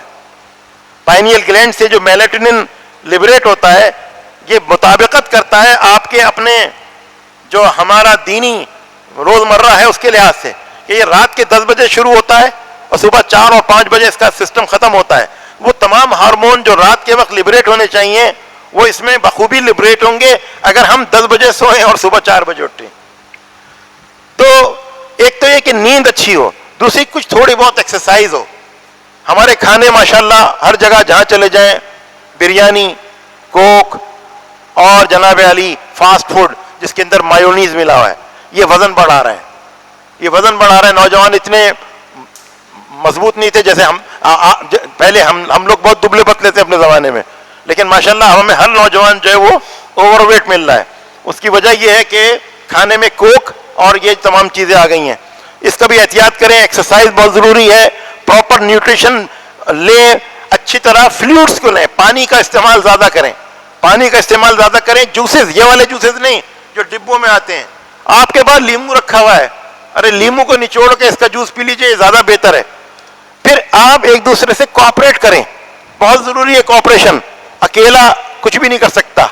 فرد قائم ربط ملت سے ہے تنہا کچھ نہیں, موج ہے دریا میں بیرون دریا کچھ نہیں. جب تک کہ ہم ویل کوآرڈینیٹڈ نہیں رہیں گے ہم کچھ بھی نہیں کر سکتے. اور میڈیا کے سامنے کم سے کم ٹائم, اب میں ایک مذاق میں کہتا ہوں, یہ کٹاکٹ کبھی کھایا نہیں الحمدللہ, کیونکہ پتہ نہیں کیا کیا ملا دیتے ہیں اس میں, لیکن گزرا ضرور ہوں, خوشبو ضرور سونگھی ہے. تو کٹاکٹ کی جو دکانیں ہیں اس میں جس کی زور زور سے کٹاکٹ کی آواز آئے گی اس کے بعد اتنے ہی لوگ جائیں گے. تو میڈیا بھی پھول جھڑیاں پیش کرتا ہے, میڈیا کی خدمات ہیں, ہم اس کو سلام پیش کرتے ہیں, لیکن کہیں کہیں پھول جھڑیاں سی شروع ہو جاتی ہیں کہ بھائی اس کو دیکھو, اس کو دیکھو. ابھی اس کو دیکھا, پھر دل گھبرایا, دوسرے کو دیکھا وہ بھی وہیں سے شروع کر رہا ہے, پھر تیسرے کو دیکھا, کیا ہوا, اینگزائٹی بڑھ گئی. تو کہا جاتا ہے, یہ بین الاقوامی اصول ہیں جو میں آپ کو بیان کر رہا ہوں, کہا جاتا ہے کہ میڈیا کا ایکسپوجر جو ہے وہ کم سے کم ہو, نیوز کا ایکسپوجر کم سے کم ہو, اس میں بھی اسپیس ہو. یہ نہیں کہ ہر 5 منٹ بعد دیکھیں اب کورونا کا کیا ریٹ ہے بھائی, نہیں, کم سے کم 4-5 گھنٹے بعد یا 6 گھنٹے بعد, اور ایسے میڈیا کا انتخاب ہو, میچور میڈیا ہو کہ جو آپ کو صحیح خبریں دے رہا ہو. میں گفتگو کرنے کے لیے تیار ہوں اگر آپ کے پاس وقت ہے. شکریہ بہت بہت. خواہش تو یہ تھی کہ آپ بولتے رہتے اور سنتے رہتے, لیکن ظاہر ہے کہ اس پروگرام کی بھی کچھ لمیٹیشنز ہیں, وقت محدود ہے. میں اس کو اب وائنڈ اپ کرنا چاہوں گا. کچھ سوالات ضرور میرے پاس آئے ہیں, میں چاہوں گا بہت مختصر سا جواب دے دیا جائے. پہلا سوال تو یہ ہے کہ یہ جو ماسک پہننا ہے, یہ کیا گھر میں اگر ہم بیٹھے ہیں, ہم گھر میں بھی کیا ہر وقت ماسک لگائے رہیں, یا گھر پر ماسک نہیں پہننا ہے؟ کوئی بھی دیتے جواب, آپ دیتے, آپ دیتے. گھر میں ماسک پہننا اگر کوئی پازیٹیو ہے یا کسی کو نزلہ کھانسی یا اس طرح کا ہو رہا ہے تب تو ہے, ورنہ آپ ڈسٹینس اگر مینٹین رکھ رہے ہیں اور گھر میں اتنے فاصلے پر ہیں تو پھر تو ضروری نہیں ہے. لیکن اگر ہم باہر نکلیں ہیں تو ضروری ہے کہ ہم ماسک ضرور پہنیں, یہ زیادہ ضروری ہے. دوسرا سوال یہ ہے کہ شروع میں تو ہم میڈیا میں یہ سنتے تھے کہ یہ جو ہے وہ ڈراپلیٹ انفیکشن ہے اور یہ ہوا میں نہیں ہوتا, اور اس لیے جو ہے وہ اگر آپ موٹر سائیکل پر جا رہے ہیں یا گاڑی میں جا رہے ہیں تو وہاں پر ماسک پہننا ضروری نہیں ہے. اب ہم دیکھ رہے ہیں کہ شہر میں ہر کوئی جو ہے وہ ماسک پہن کے گزر رہا ہے, تو کیا وہ ٹھیک کر رہا ہے؟ کیا یہ حقیقت ہے کہ یہ وبا جو ہے وہ ہوا میں بھی ہے اور باہر نکلتے وقت ہر وقت ماسک لگانا ضروری ہے؟ اس کے بارے میں ذرا رہنمائی فرمائیں. میرے خیال میں اس میں جو نالج کا گیپ تھا وہ اب کم ہو گیا ہے, اور اب تصور یہی کیا جا رہا ہے کہ یہ مرض بہت تیزی سے پھیلتا ہے اور ڈراپلیٹ نہیں ہے بلکہ اور بھی کوئی موڈ ہے, شاید یہ ایئر بورن بھی ہے. کچھ ممالک نے تو گھر سے باہر ماسک اگر آپ پہن کے نہ نکلیں تو اس پہ فائن اور پینلٹیز بھی لگا دی ہیں. تو سب کے لیے ضروری ہے کہ ماسک پہن کے نکلا جائے, کیونکہ موڈ آف ٹرانسمیشن کے اوپر انویسٹیگیشنز ہو رہی ہیں, لیکن جس تیزی سے یہ پھیل رہا ہے لگتا ہے ایسا ہے کہ صرف 4-6 فٹ میں کھانسنے اور چیخنے کے بعد نیچے نہیں گر جاتا بلکہ کافی دیر تک ہوا میں رہتا ہے اور اس سے ٹرانسمیشن ہو رہی ہے. ایک آخری سوال اور لے لیتے ہیں, اور وہ یہ ہے کہ ریسٹورینٹس کو تو کلوز ڈاؤن کر دیا گیا ہے مگر ڈیلیوریز جو ہے وہ اجازت ہے.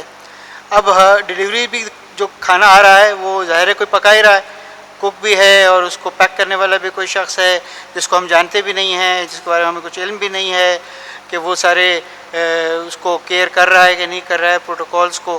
تو کیا یہ کھانا منگوانا ہارمفل نہیں ہے اس طرح سے باہر سے؟ جی بالکل, اگر اس کے بغیر گزارا ہے تو بالکل باہر سے چیزوں کو آرڈر نہیں کرنا چاہیے. ساری کی ساری جو کوشش ہے وہ رسک کو کم کرنے یا رسک کو ایلیمنیٹ کرنے کی ہے.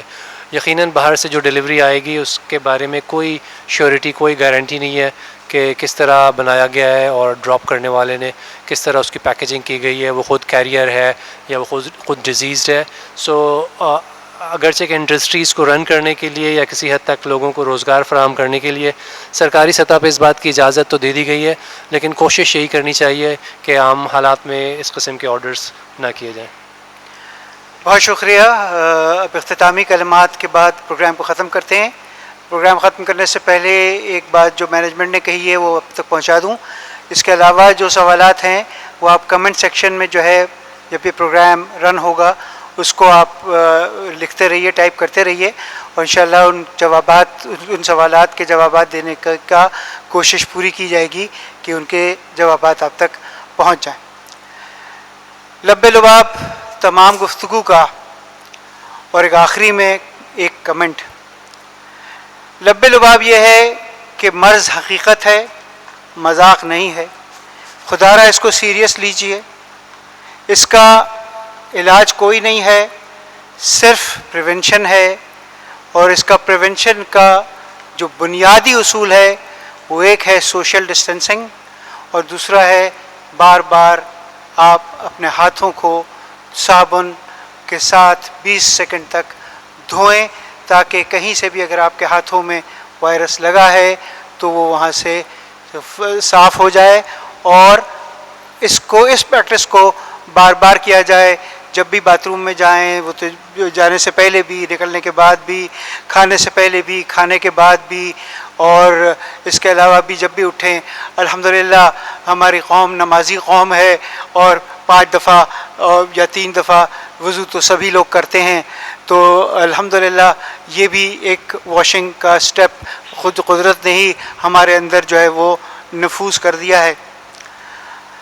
اب دوسری بات یہ ہے کہ جس طرح سے جمعہ و جماعت کو اوائڈ کیا سوشل ڈسٹینسنگ کو برقرار رکھنے کے لیے، یہ جو سوشل ڈسٹینسنگ بیان کیا جاتا ہے کہ 6 فٹ کا فاصلہ رہے 2 افراد کے درمیان، یہ ان کمروں کے لیے یا ان ہالوں کے لیے ہے جہاں 50، 100، 125، 150 افراد بیٹھتے ہیں. لیکن بڑے اجتماعات جیسے تراویح کے اجتماعات یا جلوس اضحیٰ کے اجتماعات یا مجالس کے بڑے بڑے اجتماعات، جو ہم شبہ قدر کے اعمال کے بڑے بڑے اجتماعات، نماز عید کے بڑے بڑے اجتماعات، ظاہر ہے کہ ان اجتماعات میں یہ سوشل ڈسٹینس مینٹین کرنا ممکن نہیں ہے، اور اگر کریں بھی تو ایک مذاق بن جائے گا. بلکہ ہمارے ہاں مکتب تشیعوں میں تو نماز جماعت ایک ہاتھ کے فاصلے کے ساتھ تو ممکن ہے، لیکن 6 فٹ کا مطلب ہے کہ 2 ہاتھ کا فاصلہ، تو 2 ہاتھ کے فاصلے کے ساتھ نماز جماعت ممکن نہیں ہے.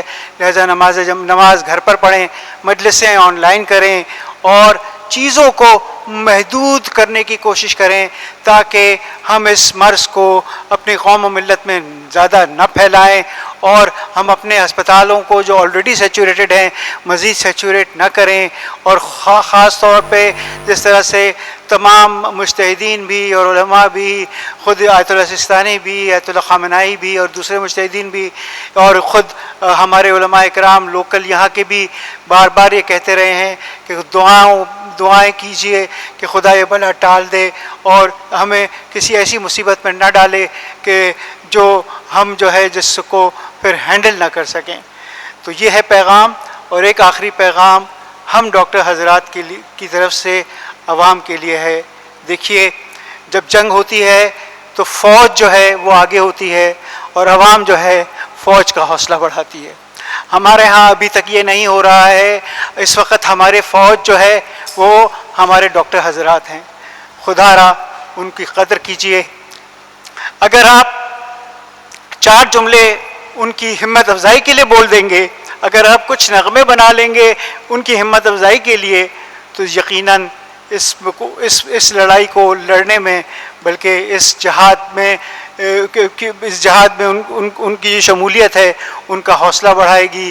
کیونکہ اس وقت جیسے کہ کسی میرے بھائی نے ابھی کہا کہ ڈاکٹرز بھی اس وقت ایک سٹریس کے عالم کے اندر ہیں، اور ظاہر ہے کہ اس وقت تک جو صورتحال ہے کہ دنیا بھر میں جو ڈیتھس ہوئی ہیں لاکھوں کی تعداد میں، اس میں کم از کم 500 کی تعداد ہیلتھ پروفیشنلز کی ہے. اور ہمارے پاکستان میں اب تک اگر 250 اموات ہوئی ہیں تو اس میں کم از کم 5 افراد ایسے ہیں کہ جو وہ تھے کہ جن کا اپنا تو کوئی قصور نہیں تھا، وہ تو خالی جو ہے ان مریضوں کی خدمت میں لگے ہوئے تھے جن پر یہ بیماری آئی تھی، مگر چونکہ وہ پروٹیکٹیو ایکوپمنٹ ان کو نہیں پرووائڈ کیا گیا، اس کے باوجود بھی انہوں نے یہ رسک لیا اور خود بیچارے جو ہے اس کا شکار ہوئے. اللہ تعالیٰ ان کی مغفرت فرمائے اور ان کو شہیدوں کے ساتھ شمار فرمائے.